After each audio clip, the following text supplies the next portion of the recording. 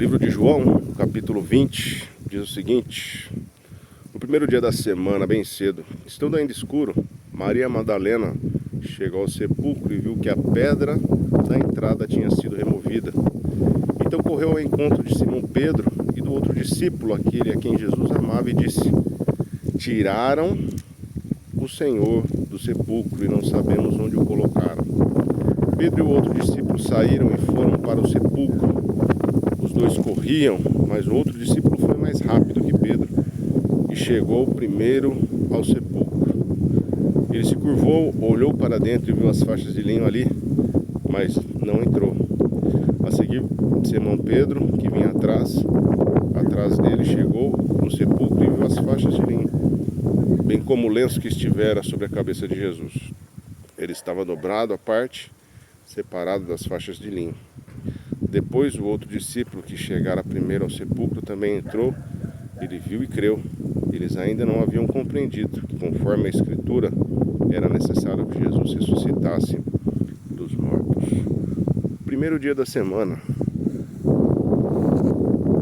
algo que transcende o nosso entendimento.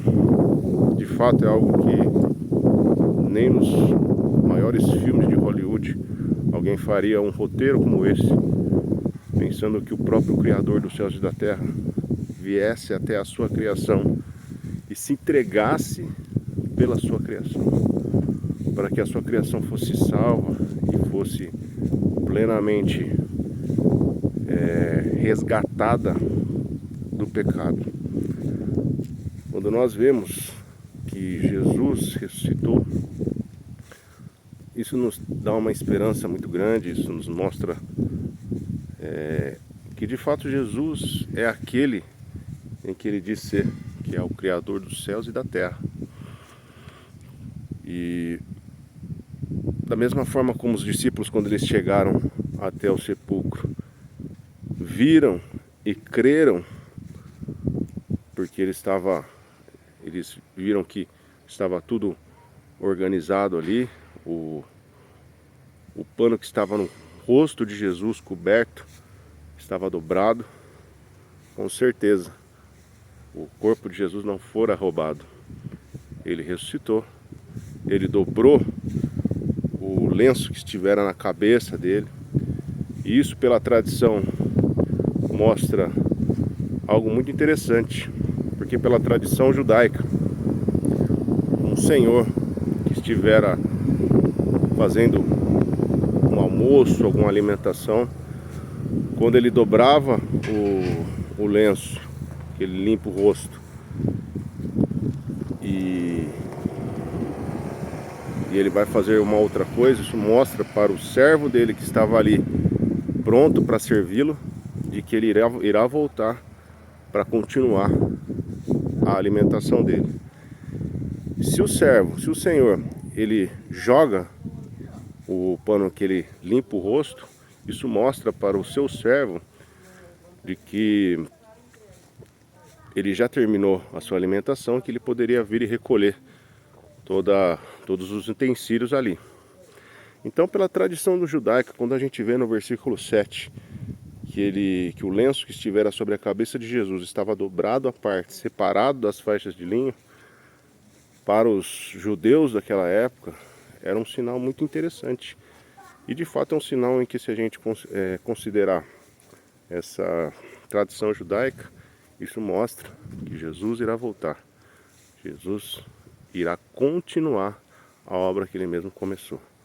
A ressurreição foi algo que transcende todo entendimento, algo maravilhoso, mas também a nossa salvação através desta ressurreição também é algo que transcende todo e qualquer entendimento.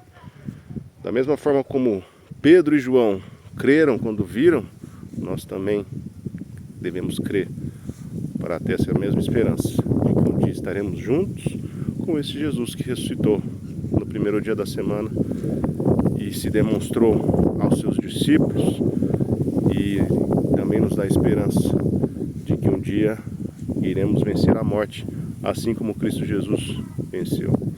Acredito que muitos de nós, depois da morte, queremos estar num lugar maravilhoso, queremos estar num lugar perfeito, mas nenhum de nós quer morrer, nenhum de nós quer morrer.